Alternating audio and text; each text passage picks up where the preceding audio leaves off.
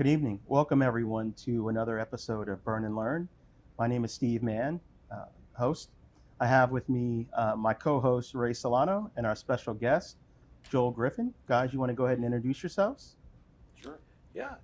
Good evening. Ray Solano. I've been here with Steve before in the past. Friend of Steve's here.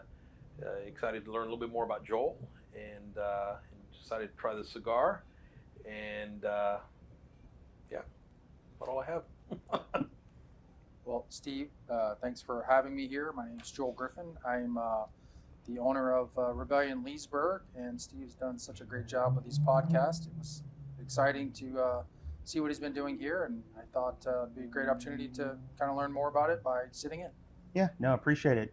Thanks, gentlemen, for joining. Again, as always, we start out by thanking Rebellion, Joel, Justin, and James for allowing us to continue to use Rebellion, beautiful private cigar lounge in downtown Leesburg, as the venue to have a conversation around a great stick. And so, one of the things I'm really excited about as it relates to the podcast, the burn part is obviously we've come together to enjoy a great stick and have great conversation. But the learn part is really teasing out expertise in areas of interest for our guests, right? So we're very happy to have Joel here to give us some insights about, his career, some of the things he's done, how he landed upon this beautiful cigar lounge. And so we're very excited to get into that conversation. So we look forward to that. And, as we think about where we are, I was talking to Ray earlier, NFL's around the corner.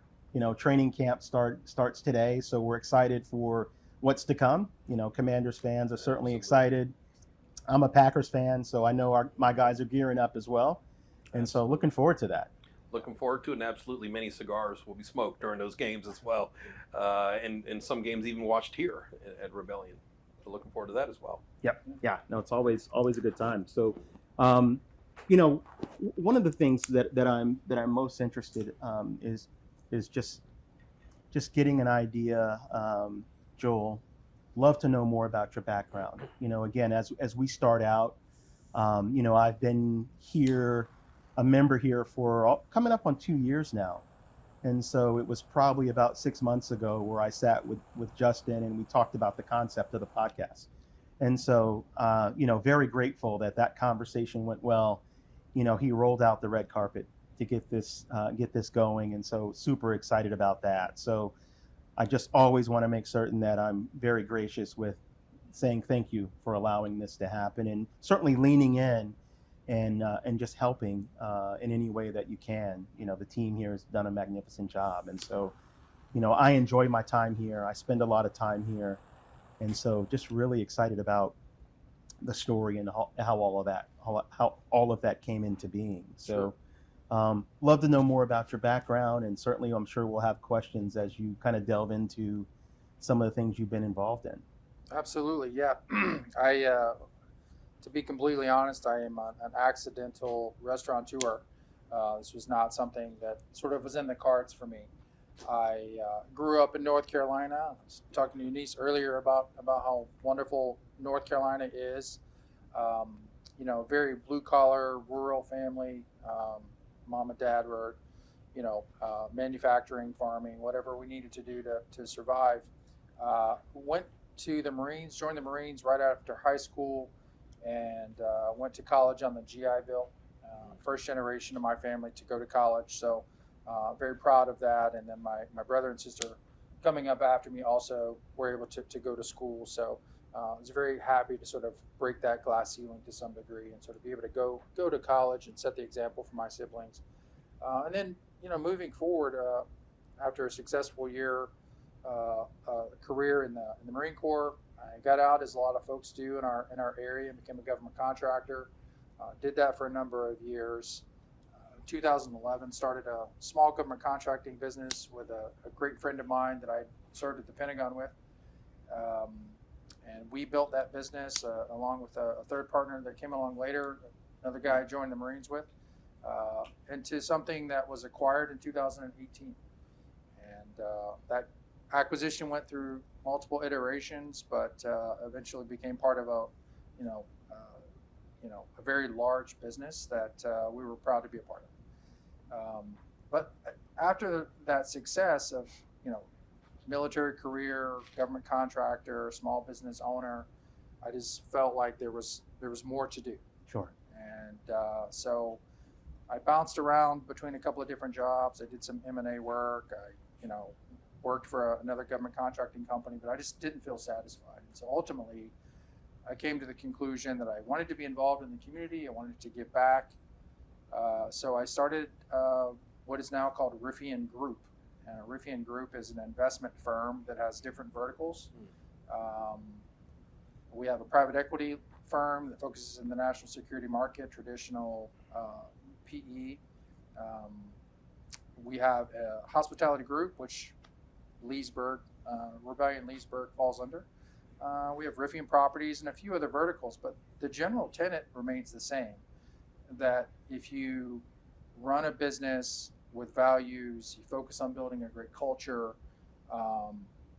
you treat your partners, your vendors, your guests with the same respect that you would want, then that returns dividends. And I don't just mean profitability, but also I think recognition that you're building something that, Sure. that people can buy into.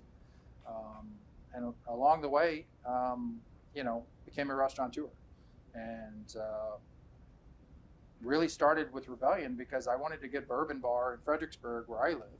Sure.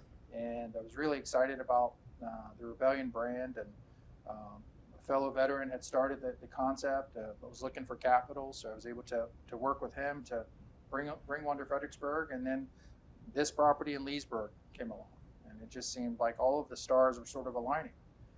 That's nice. When we got into the attic of this building, which at the time when we were first doing our build out concept, this was literally just an attic. And when you come to the cigar lounge, you'll see a brick wall between the two buildings, because it was literally, it's 1 North King and 3 North King. It's 2 different locations, 2 different buildings. So we had to, cut a hole through the wall and go through all the permitting processes to do all those things. But the long story short is, it became a passion project. And that's what Restaurateur has become, is our passion projects. We love what we do. We love the experience that it offers, the beautification of these buildings. All of these things just sort of tie into one of the focal points for me, which is being able to give back to the community and work with great people. No, I like it. You touched on a number of things. My background also is in corporate lending and investment banking. Spent a lot of time early in career injecting capital, both debt and equity, into small but growing businesses. So we have a lot we probably could talk about, which is pretty cool. One of the things I find interesting, I after about 20 years in investment banking and corporate lending, I moved into the tech sector. And one of the things I noticed in the tech sector is that there is a focus on bringing veterans into the tech field. And so what I'd love to know more about is, like, what are some of the things that your service, and thank you for your service, by the way, what are some of the things that you took away from your service that were immediately transferable into some of your private sector endeavors? I think if you look at small businesses overall, the 2 fastest growing sectors of small business entrepreneurs are veterans and minority community, right? Those are the 2 biggest populations that have decided, we're going to go out and start a business on our own. In the veteran community specifically, one of the things that I think people can relate to is that there's a sense of can-do attitude, of understanding that you have to make the most with less. And when you're an entrepreneur, that just becomes the SOP. Yeah. Right. You have to make it work. You have to figure out how to get the job done, how to serve the customers, how to cover payroll, all those things. And I think you just learn that from being in the military. So I've always enjoyed working with veterans. A lot of veterans that I know, also have a desire to lead, and that's not necessarily just being a business owner or being a manager, but just in whatever role they're in, they wanna do something that has value, that has merit. And I think entrepreneurs feel a lot the same way, quite a lot. Yeah, no, I would agree with that. I mean, what I've noticed and noted over my career, that leadership doesn't come with a title, right? It doesn't matter what role you play at a company or on a team.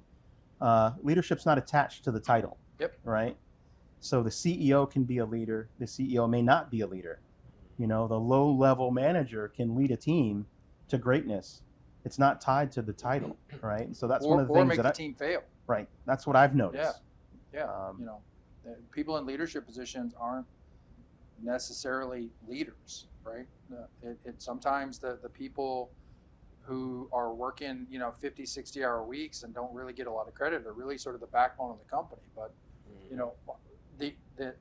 the ideas, the concepts, the analogies that I always put forward is business is a lot like football, and I'm a big college football fanatic, love it. And everyone watches, the running backs and the quarterbacks and the wide receivers, right? But it's the guys who are blocking up front. In the trenches. Right? Yeah. In the trenches, every single play. They don't come out, they don't get a breather, but they're blocking every single play. And if those people don't do their jobs, then all the other fancy stuff doesn't matter. Happens. It doesn't matter. Yeah. Right? Yeah. And so that's what I think successful entrepreneurs really understand is that, there's going to be flashes and there's going to be success. But if you're not willing to grind it out every single play, 1 yard at a time, then, it's not going to happen for you. And having short-term memory as well, right? Yeah. I mean, when you have a business having a bad day, you move forward, right? You don't kind of sulk and you don't worry so much about that. You worry about getting through that day, right? And the next thing that presents itself. Being a minority and having a business myself for 22 years, you just roll your sleeves up and you get it done. Call it leadership, call it motivation, whatever you want to call it. At the end of the day, you want to accomplish your task. So I'm a sports chiropractor. I've been in Falls Church for 22 years. And when I started my business, I literally laid in bed staring at the ceiling going, what in the world did I just sign up for? It's kind of what I feel like now. What just happened? And things started falling into place. Yeah. And it's interesting, I reflect back, I kind of miss the stuff that I had time to do back then, like, hit the pavement and meet the other business owners and give talks and things like that. Now, I mean, I'm blessed to be so busy that I don't have time to do that, but I miss that stuff and it's still a part of me inside. Maybe I need to open another business. I don't know, and kind of start it from the ground up. But it's something that you have within, and I think part of it is your upbringing and your experiences. I think to your point, I mean, as a new entrepreneur, all of the things you just mentioned, that's my complete focus right now, right? Like just hitting the pavement, having conversations, figuring out where you're going to develop those corporate partnerships. Because what I know is, as soon as you put a shingle out, everybody wants to partner with you. Right. But you get one or two conversations in, and you can tell it's not really a partnership. They're really looking for something, and it's not like it's not a symbiotic collegial relationship, right? It's somebody trying to get something, right? And so you notice it and you focus. You can see that pretty early on. Yeah, absolutely. But to your point, like, I grew up playing football. I played offensive guard. My brother went to college on a scholarship. He played offensive guard at Wake Forest. And so I tend to, when I'm watching a football game, I tend to miss all the plays because I'm watching the guards pulling, I'm watching the tackles. Like, that's stuff that most people don't really. I'm watching all of that, and I miss the touchdowns. But I'm like, I missed the catch, but did you see that block? Right? Like, Right. So that's really what I focus on most of the time. Yeah. No, it's absolutely doing the daily grind and being in the trenches and blocking every single play. Even if the play's on the other side of the field, that blocking could be the difference, right? And so that's what I talk to entrepreneurs a lot about is, it's not going to come quickly. It's a grind, and you have to be willing to put the time in. But you brought up something too that I find when you put your shingle out, there's a lot of people, and you have to be able to weed through, who's trying to give me a contract, but I have to do the work. Yeah. Or who's trying to give me a business development concept, but I have to pay them for 2 years and maybe I don't get anything out of it, right? So surrounding yourself with people who have experience that you know and trust and being able to just bounce ideas off of them, that's probably one of the most invaluable resources that an entrepreneur of any experience level has, right? And being able to there's no way you can know everything. but having those trusted resources, those relationships that you can lean on, whether it's a family member, a fellow veteran, another business owner, or just someone in your friend group who you trust and you respect for their intelligence, just being able to bounce ideas off of those people, that's really invaluable, because otherwise you're asking people who just want something. Right. Right. And that's not gonna help. Yeah, no, I'm with you. I mean, I think when you think about like the last 6 months of my role, my corporate role, I spent all my spare time weeding out and developing my board of advisors, right? Like, how cool is it to literally figure out a way to take all of the people that you cherish the most in those corporate relationships that you have, Right. and bring them all together and work together on the same team. And when you create a company and you surround yourself with a strong board of advisors, that's exactly what you have the opportunity to do. And that's what I did. I took all the people that taught me the most and invested in me the most, and I put them on my advisory board. Yeah. And that's half the battle, Mm-hmm. right? Because sometimes, I'm the eternal optimist, right? I will go and I'll meet with a potential partner, and I'm like, wow, this is going to be great. And my advisor's like, not so much. Right. Because they saw something that I didn't. And that's the beauty of a strong and dynamic team. Yeah, we did the same thing. Our advisors in our private equity business, a lot of people were expecting, us to have, MBA types and bankers and things like that. We have a few of those, but our board is comprised of people who understand economic development, people who understand workforce education. They come, out of the academia. So diversifying your perspective of things, right? And I don't just mean career-wise. I mean male, female, right? Black, white. Experience. Right? Yeah. Bringing different perspectives to look at a problem in a holistic way is invaluable, because everyone brings different views, different experiences that impact and maybe help you identify a blind spot for yourself, right? So, yeah. What are some misconceptions that you find with young entrepreneurs today versus how it was when you first started and got into it? Obviously, you were in the trenches and you learned, maybe in some ways the hard way. What are some misconceptions? Steve mentioned how when you hang your shingle, people want to jump on board. Yeah. Do you think social media plays into that misconception? What are some examples of misconceptions that you might find? Yeah, I mean, I think this is a universal truth. It's not even a younger generation. It's everyone thinks they've got the next $1 billion idea, right? And even if you do, if you're not willing to put in the work and grind it out in order to make sure that people can find your $1 billion idea, it's never going to come to fruition. Sure. And so, there is no quick, fast way to do it. There's no easy button. There's no, overnight millionaires. And when, to your point about social media, when you hear people online telling you about, this is how I made my first $1 million in 30 days. Okay. All right. But even if that's true, which I would find hard to believe, even if that's true, I wish that person well and much more success in the future.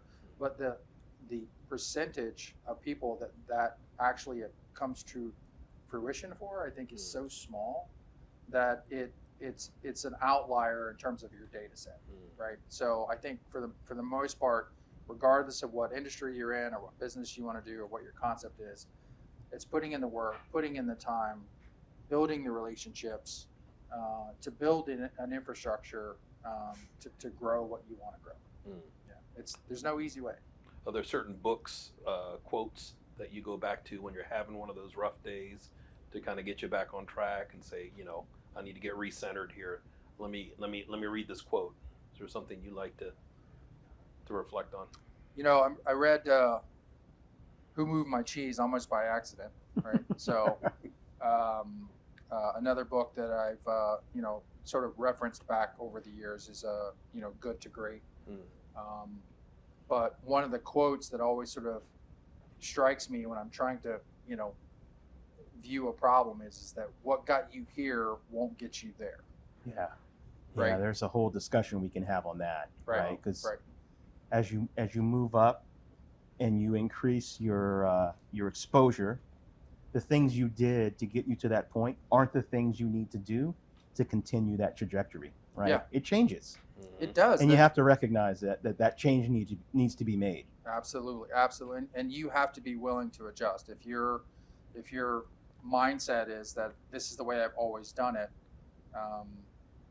even just from a dollars and cents standpoint, as your, the capital that you take on to start your company, that's great.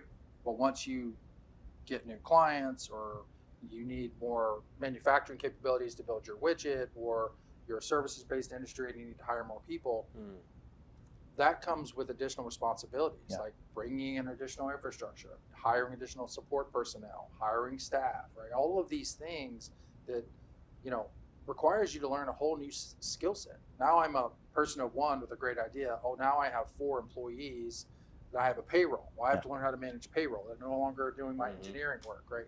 So how do you tie all these things together and constantly be saying, what else do I need to be learning? What else do I need to be paying attention to? Yeah, I think from my perspective, after helping to inject hundreds of millions of dollars into growing companies, what I found to be true is that the skill set and the marketing and the salesmanship that you need to exhibit to land that equity or land that debt piece are completely different from what you need to know and do to hang on to it. Yep. Like I tell people as a banker, getting the loan is the easiest part of the entire process, right? Like the day that loan's funded, what are you going to do tomorrow to stay within the financial covenants?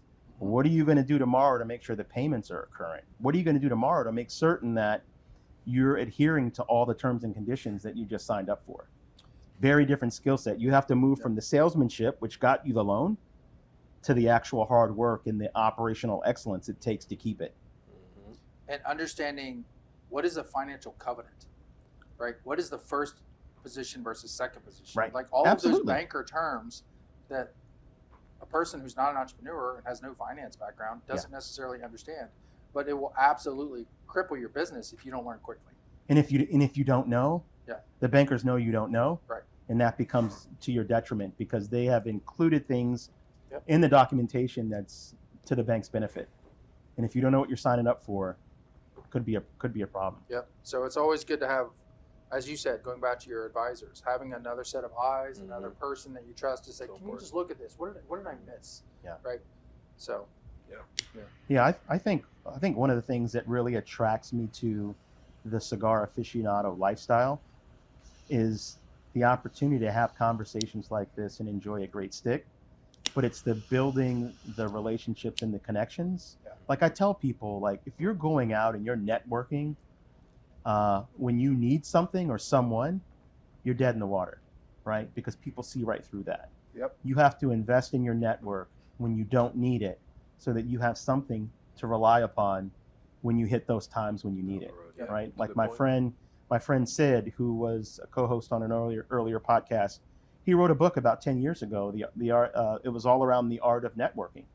And in the first chapter, like if you're looking for a job and you're reaching out to people and trying to establish relationships, way too late.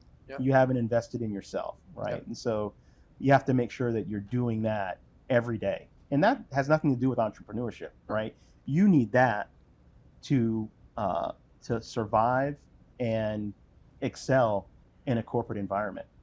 But again, I talk to people from all types of sectors, and one thing they always come back to me and say is that relationships were critically important. I mean, we had Daryl Tapp, who's the defensive line coach for the Commanders, on an earlier podcast, and I was proud but surprised to hear him say that all of the things he was able to do within his career, both as a player and a coach, he leaned on relationships that he had built. So when he moved from team to team, it was based upon he went to a team where he may have known the defensive coordinator, or he may have known the defensive line coach. And the same thing rang true when he moved from player to coach. Right. He got his first opportunity at a small school, I think in Michigan, where he knew the defensive coordinator, gave him an opportunity. Did that for a year and then moved to Vanderbilt because he knew the defensive coordinator there. So the one thing that's critically important is investing in relationships. And I think for some of the younger generation, the focus on social media is a drag against that, right? Because yeah, you can have tons of followers, but are those legitimate relationships that you can cherish, invest in, nest into, and benefit from and help other people, right? I would say maybe not so much. Yeah, I think it applies. Relationships are probably more important than financial capital, intellectual capital.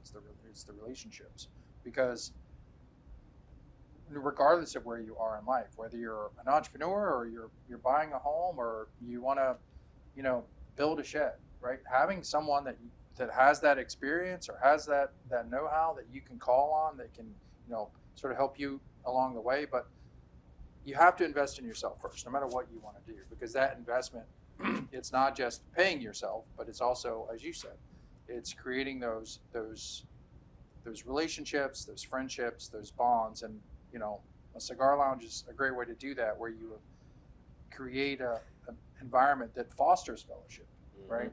And to bring people together from different walks of life and different experiences to come together and share a love of bourbon or a cigar is a great way to do that. But that's also hearkening back to that veterans idea too, is that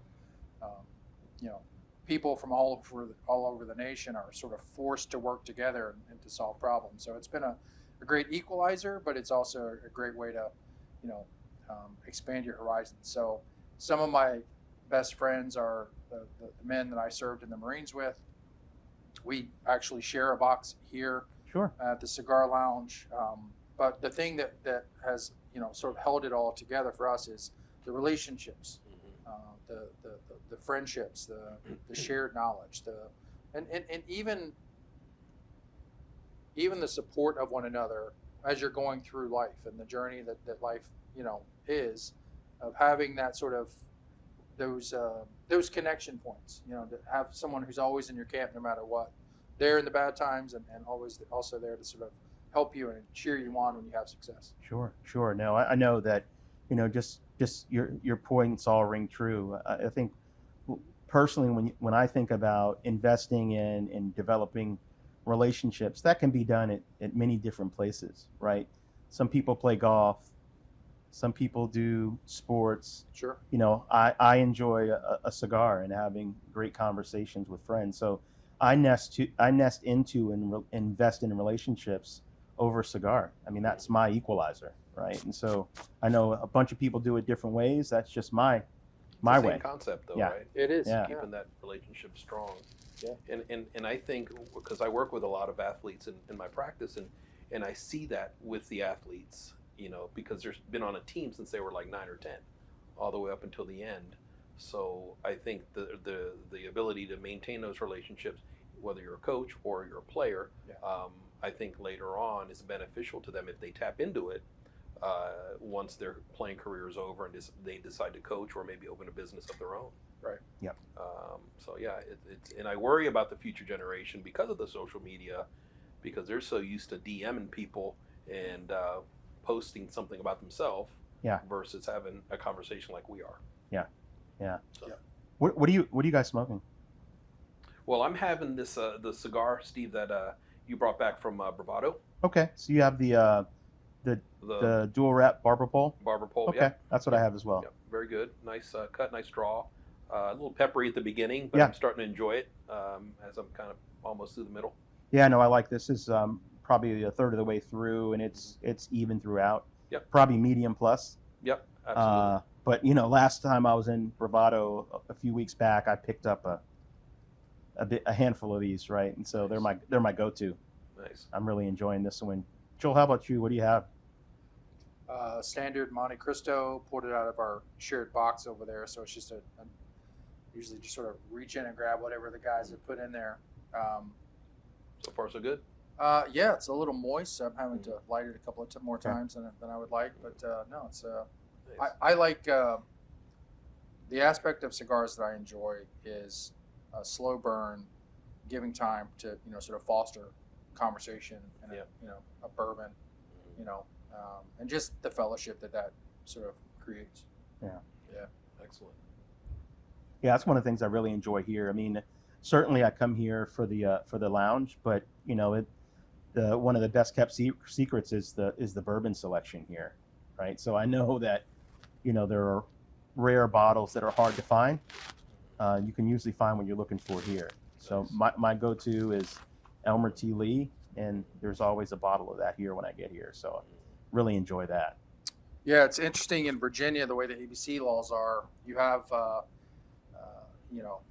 bars and restaurants don't get any sort of preferential treatment. A lot of people think that we can just order whatever we want, or we get sort of the pick of the litter. But when it comes to things on the shelf that everyone can buy, yeah, sure, we can order that. But if it's a hard to come by bottle, we have to get in line like everybody else, and it's one bottle per store. So it's a challenge in Virginia, but we've been pretty dedicated to trying to find bottles that are hard to come by so that people can come and enjoy them. And not everyone has the financial ability to buy some of these expensive bottles, and the secondary market has just become astronomical. Some of the prices for those. So if we can create an experience for people to come and enjoy a bourbon they may not have tried or may not be willing to invest because they've never tried it, we're able to offer that for them here. Yeah, no, I like it. We talked about football too. I love watching games here. We were here one night. I think it was a Sunday night game. Oh yeah. And the acoustic, the sound in here is just incredible.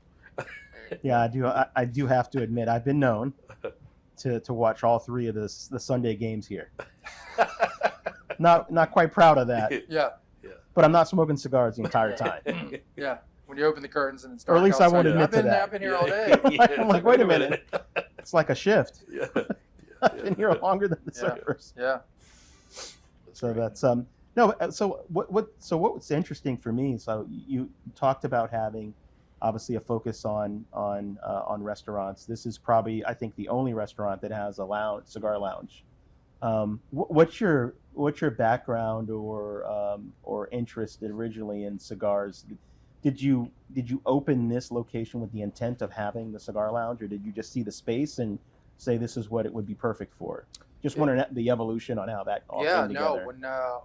So this building originally dates back to the 1700s, and it was originally one big business, and it was eventually sort of broken up and turned into a pharmacy. And one of the original owners of the building started the Loudon Hospital, and was successful in a pharmaceutical business. And it's gone. This building has gone through all different. There was a way station during the American Civil War for both armies to be able to resupply and reset. So we love the historical aspect of this building. Sure. And it's right on the corner of there's a King and the side street. Market? King and Market. Yeah. Sorry. So right on the corner of King and Market. So when the opportunity came with these big windows right in the corner, right across the street from the courthouse, it was just perfect spot for us. The original plan was to just put a horseshoe bar on the downstairs level. And then we got upstairs and we saw how, if we could open up the space between the buildings, how that could be more of a restaurant, sit-down dinner kind of environment. So it was giving us the best of both worlds. And as we started poking around, there was a set of stairs that led to the attic, and just the attic on the North King side was open. And we thought, well, we have the other side. Let's just crawl up there and see what's in there. And so there's actually a sign in the main bar area, and it's if you come into the bar along the wall where by the bathrooms, it's a really long sign. It's Loudon Drugs, Loudon Pharmacy. Okay. That was in that 3 North King, and it had been sitting there for probably, 80 years. Wow. Right? So it was a really interesting sign. But what we decided was that if we could open this space up and we could get the city to give us the permits, what a cool place for a cigar lounge, a private drinks, private events, things like that. And we went through a lot, adding a second staircase. We have a secret door that only the members have the pin to be able to access the door. Okay. That sort of secret door created a little bit more of an ambiance for people. So folks come and have dinner all the time on the second floor, and that door pops open, and they're kind of looking in to see what's going on in there. But we wanted to create a space that for paying members, that it was just something special. It was just for them, and you can have dinner up here, serve lunch up here. You just come up here and crack open the laptop as you're watching golf and have a cigar and do some work. So. Or join Steve for that third game. Or Jordan Steve for all 3 games. Yeah. I grabbed one of the TV tables and just set my laptop up, like literally right here. Nice. And work. Yeah. So it's a nice setup. We didn't have a plan in mind for a cigar lounge, but the building sort of spoke to us in terms of what we wanted to do and how it can unfold. And we actually were very proud on the first floor as we were doing some cleanup and demo. We pulled some drywall off, and what we realized that there were 2 windows on the Market Street side that had been boxed in, but the original frames were there. So we stopped. We called the Historical Society here in Leesburg, and we said, "Can we put windows in here?" And they came out and did an inspection, and they said because the windows were still framed with the original sort of framing, but the windows had obviously been filled in. They said if you can find a historical photo that showed that those were windows at some point, then you can put them back in. And long story short, we did some research, found some photos. They gave us the approval. We put the windows in back to the original style that they were when they had been taken out. And then shortly after we opened, we were able to get the Historical Preservation Award from Loudoun County for restoring the building back to its historic. Nice. Yeah. That's nice. Perspective. Yeah. I like that. So we talked about your military career. We talked about your movement into private equity, M&A, and ownership of the restaurant group. What are some of the things that you're focused on or involved in outside of work? I spend quite a bit of time in service to the community. I believe that to whom much is given, much is expected. I mean, that's just a core value that I have. And for me, service above self, service to community, those are just things that I'm very passionate about. So, 13 years ago, I lost my oldest daughter, and I've gone on to create a foundation in her honor that provides free CPR training, provides defibrillators across the Commonwealth, and the idea, the foundation is called Gwyneth's Gift Foundation, and the idea is that people don't really have that much of a chance of surviving an out-of-hospital cardiac arrest, which is what my daughter had, and we can do something to change that. We as the average citizen can learn basic CPR and give that person a fighting chance. And the idea of Gwyneth's Gift is the gift of life, if you are able to help someone and they're able to survive, but also the gift of solace to that family, if that family member does not survive, to know that someone was there with them, that was trying to help them, even to their final moments. And so that's a very precious gift in either scenario for us. And it really imbues the values and the character of our daughter Gwyneth and who she was as a person. So very focused on that. And again, that's a statewide initiative. But we're based in Fredericksburg, and we service everywhere from Loudoun to Northern Virginia to Richmond, all the way down to Virginia Beach. And so if you would like free CPR training, or if you would like information about how to obtain a defibrillator for your organization, business, civic institution, whatever, again, this is free of charge. So we're a nonprofit. We raise money to be able to provide those services. And then outside of that, I'm involved in, if you ask anyone who knows me, I'm involved in pretty much everything. Okay. But a lot of it is centered around economic development, workforce development, and just trying to create an environment that offers the next generation, the next entrepreneur, the next person who wants to do something, sort of a pathway to find their own success. Gotcha. No, I like it. If they want to get in touch with your foundation, how would they do that? Yeah, you just go to gwynethsgift.org. It's GWYNETHS gift.org. and that's it's all online. You can find us on Instagram. You can find us on LinkedIn, Facebook, any of the social media channels, or just on our webpage. And all the information about our organization, how to give, how to support, how to volunteer, or how to request more information is right there. Gotcha. That's great. No, appreciate that.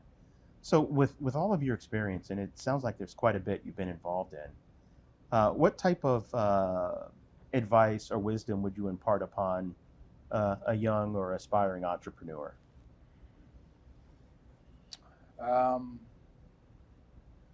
Probably take the leap, right?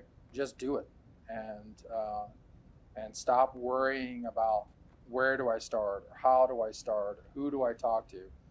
Just start. Yeah. And whether that's creating your business plan, or whether that's writing it out on a yellow notepad and sharing it with some people, but just start. And I think too often people get lost in the minutia of, well, what is the plan? Or this book says I'm supposed to do this. There is no plan. There is no process. There is no right way. There's no wrong way. It's just your way. And you have to constantly be willing to adjust, willing to learn, willing to read that book the person told you to read, or take the no, learn from it, adjust, and try again. And if you can do that, then it's really hard for a lot of people. No is not something that people want to hear. But if you really believe in what you're doing, just start. Yeah. Just take the leap. Yeah, I think what you said really hit home. I mean, for me, I've learned that in order to grow and prosper and be successful, you don't have to get every answer doesn't have to be yes, right? You have to deal with and be able to thrive off a certain percentage of no's. Yep. And to be honest, if everyone says yes, you're not able to deliver anyway. Right. Right. So the way to move forward and to grow and prosper is to learn from the no's, but don't be shattered when they come, because they're going to come. They are absolutely going to come. That's what I've learned. What do you think? What are your thoughts on that? I think you're spot on with that, and know what you're getting into. One quote that I always fall back on is, there are no shortcuts to any place worth going to. Yeah. So put the work in. Yes, you might have to work from sun up to sundown, but you put the work in. You're passionate about what you're doing. You're a good person. You're giving back to the community. Things are going to come around for you in the end. So thank you for sharing Gwenda's story. That's, and I'm actually going to get on their website to check that out.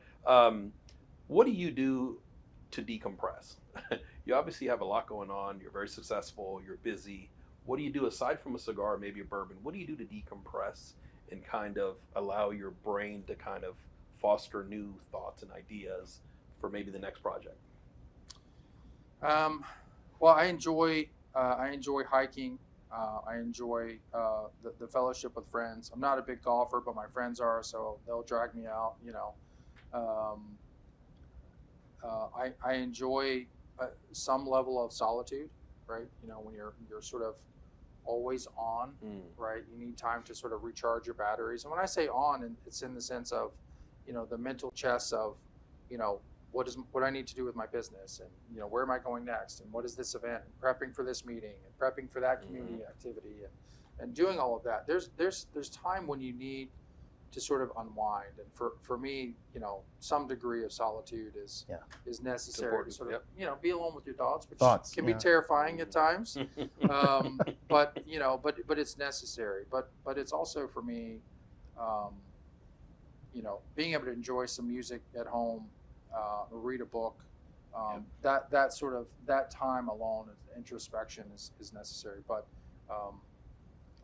above all, I think your mind, body, and spirit has to be fed, and you have to pay yourself first, right?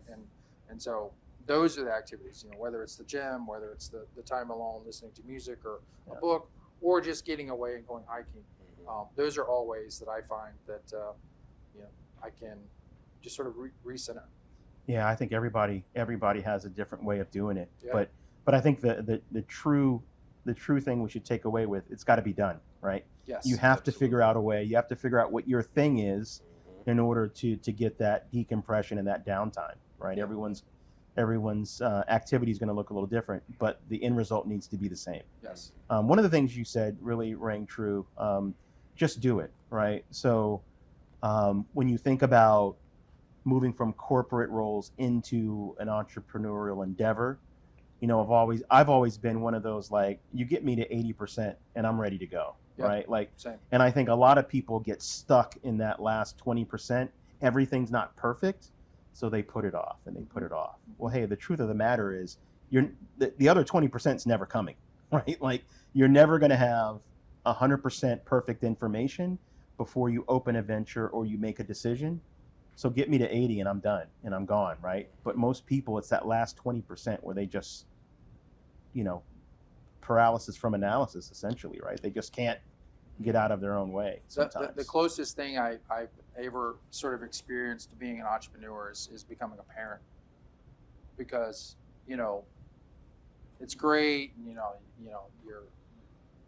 You're pregnant. You're building the everything's getting ready for the baby, and then you're in the hospital and they hand you this child, and then 24 hours later they're like, and you go home with it. You're like, okay, What do I do? What do I do next? I don't know what I'm doing. Like, are you coming too? Like, Yeah. Where's right. the handbook at? Right. That I leave? Who's doing the night feeding? It's like, how does this work? But Yeah. you figure it out. You just get in there Really and do. you just do it, and you're committed to it, and you make it work, and you make mistakes, and you get up the next day and you try again. And Yeah, so no, I think that's a great analogy. Yeah, it's Yeah.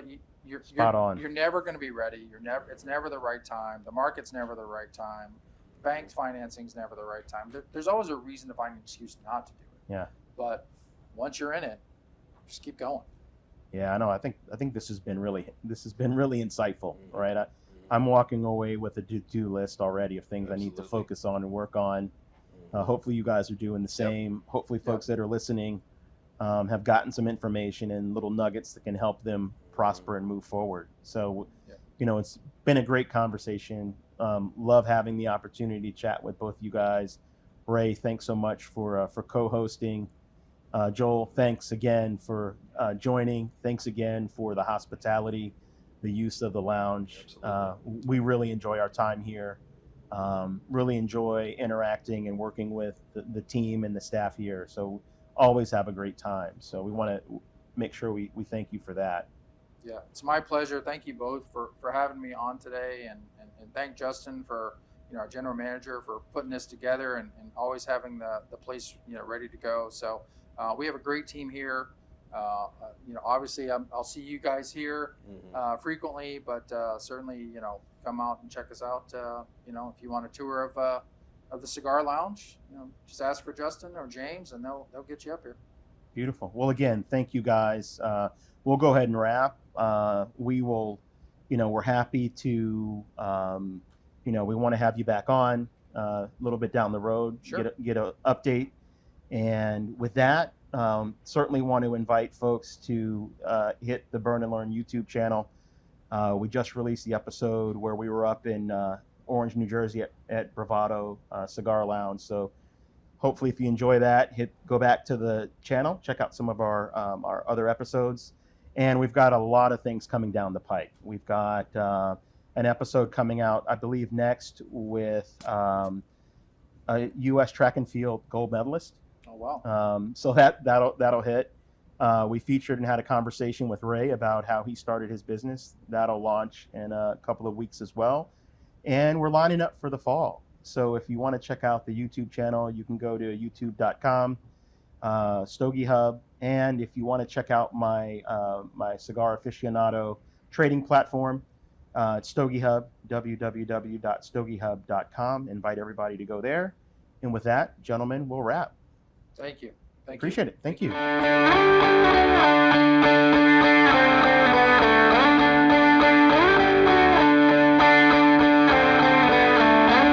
Thanks for lighting one up with us. That was Stephen Mann. And you've been listening to Burn and Learn, the Cigar Lifestyle Podcast. Brought to you by Stogie Hub. Elevate your cigar game. This episode was a full production by Access Studios. Access the power of video. Don't forget to visit our YouTube channel for exclusive content and hit that subscribe button to stay updated.